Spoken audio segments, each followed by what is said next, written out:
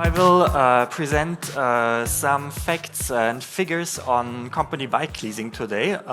Just as an introduction, this is a project that we've carried out together with Jobrad, which is the market leader on bike leasing in Germany, and which is also a company that has really grown a lot during the last years and is becoming more active in other European countries as well. Today I want to introduce you a little bit to the topic, also present you with the benefits, and also show what we can do to kind of bring this model also to other European countries. And it's also a topic that we're working very closely together with our industry association, Cycling Industries Europe, in an expert group for leasing. So if you want to have more information, I'll be happy to provide you with that as well. So let's start. First of all, to paint a little bit the general picture, why this topic is important. Of course, Europe's mobility is at a crossroads. Actually, the transport sector is one of the few sectors where CO2 emissions have been increasing by no less than 33% between 1990 and 2019. There's also a huge cost linked to the current mobility system. For example, for urban congestion, which is estimated to be 110 billion euros per year in the EU, or the link to the healthcare expenses because of inactivity, because people don't move enough, which are estimated to be around 80 billion euros per year. So these are huge costs and huge challenges, and cycling, of course, can help to address these challenges. So the carbon footprint of cycling is, of course, much lower than for motorized transport, up to 12 times, even also for e-bikes or electric cargo bikes. Perhaps even more surprising, a study from Germany has shown that for distances up to 9 kilometers, cycling is actually faster than going by car in urban environments. And then there's a study from the Netherlands, 2015, I think, which estimated the health dividend of cycling in the Netherlands at around 19 billion euros. What can we do to actually unleash these benefits and to enable adoption of cycling or increase cycling levels? Of course, there's infrastructure, which is kind of the bread and butter business of ECF for a very long time. But with the emergence of electric bikes, of cargo bikes, which open up cycling to new groups of the population, to families with kids, for example, who need to bring the kids to school, who need to get groceries, to maybe also the elderly who can cycle longer, to people who don't want to arrive sweating at the office when they're wearing a suit. But also these bikes have a higher cost. So especially e-bikes and cargo bikes, if you have to make an upfront investment as an end consumer, it's not always so easy, because they can easily cost a few thousand euros. Actually, company bike leasing helps to address this challenge of higher costs for new types of bicycles or higher quality bicycles, because it spreads out the cost over a longer time. And with the right tax incentives in place, it also reduces the overall costs. So it gives access to reliable, high-quality bikes, including e-bikes and cargo bikes. It leads to a healthier workforce, because if people have better bikes, they will probably also cycle more. And then also it helps companies to make their fleets greener overall. And that's not a small issue, because currently around 60% of new car registrations in the EU are corporate registrations. So this is a huge sector. How does it work? How does company bike leasing work? the first step, which is really crucial, is to have an incentive in place from the government. And that's the case in some countries, like, for example, Germany, which we looked at here in detail, but also Belgium or Austria, where the benefit of having a company bike is taxed at a very low rate or even at a zero rate, which then enables these cost savings.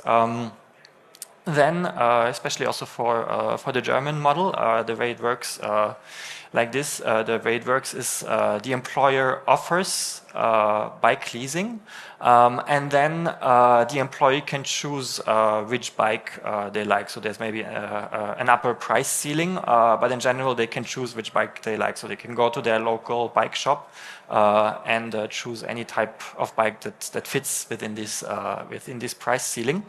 And then the leasing installments are deducted from the gross salary. So the taxable income is lower, and there's a tax saving, which in the German case can be up to 40% of the price of the bike. So it's really a tangible benefit both for the employee and for the company. And how has this worked in Germany? The case we looked at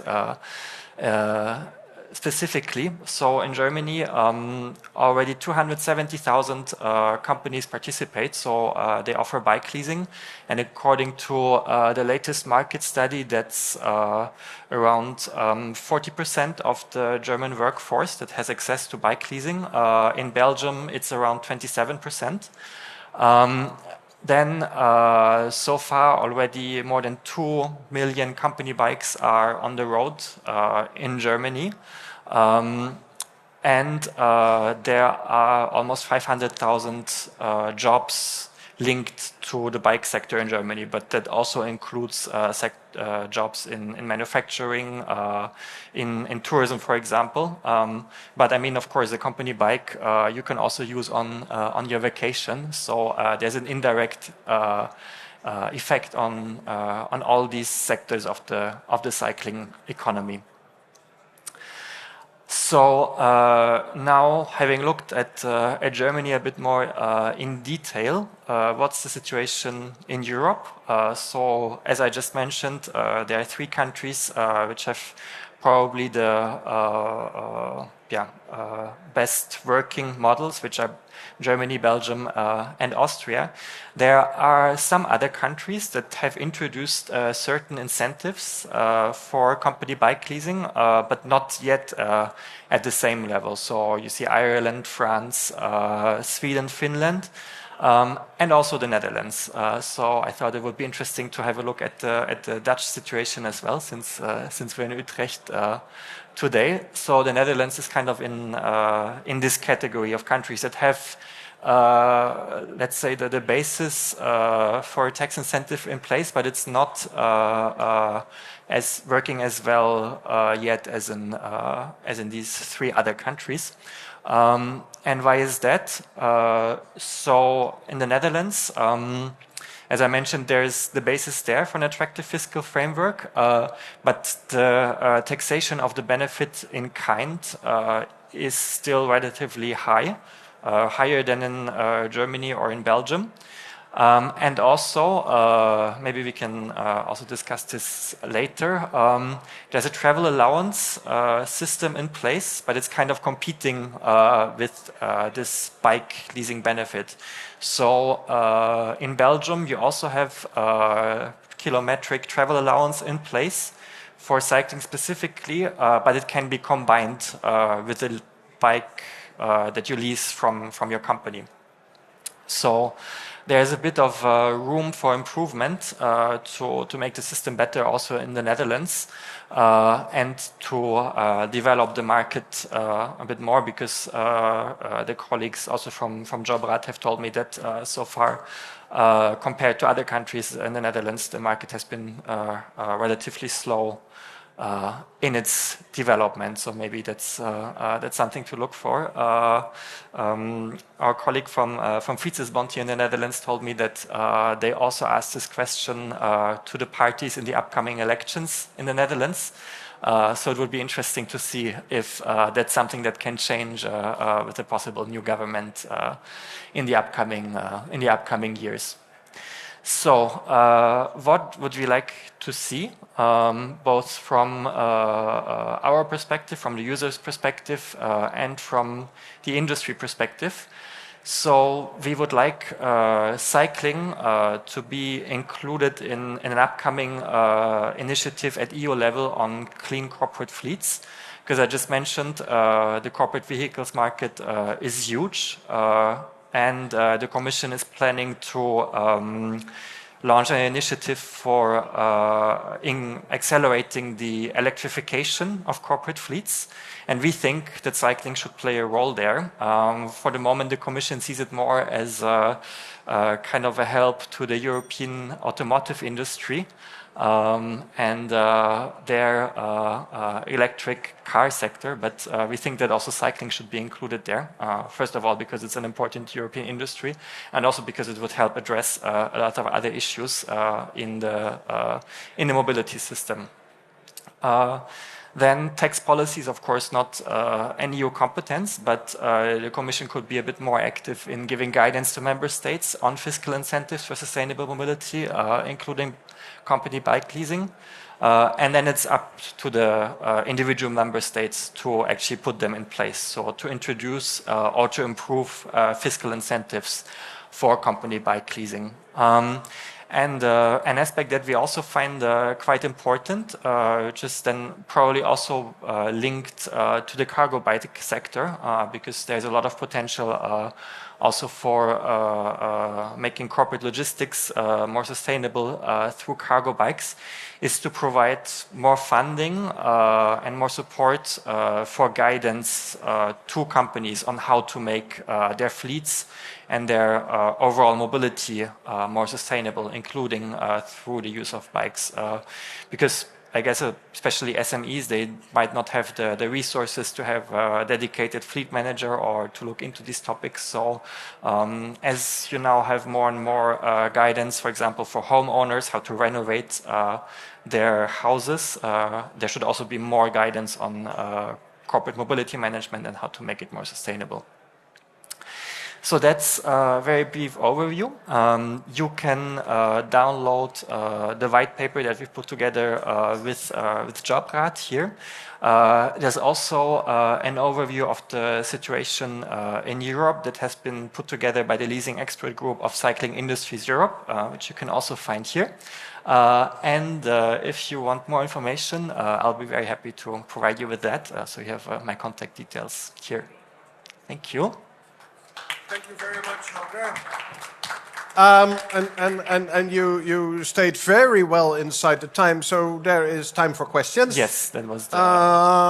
Where did I put the mic? There. So, any questions to Holger? Yes, there.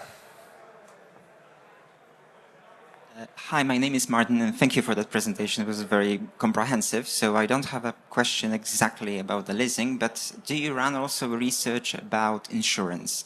Since insuring a bike in certain countries is a problem, insuring a cargo bike is a big problem because nobody knows what's that. So do you have any info or a report on that topic, or is it the scope of your interest?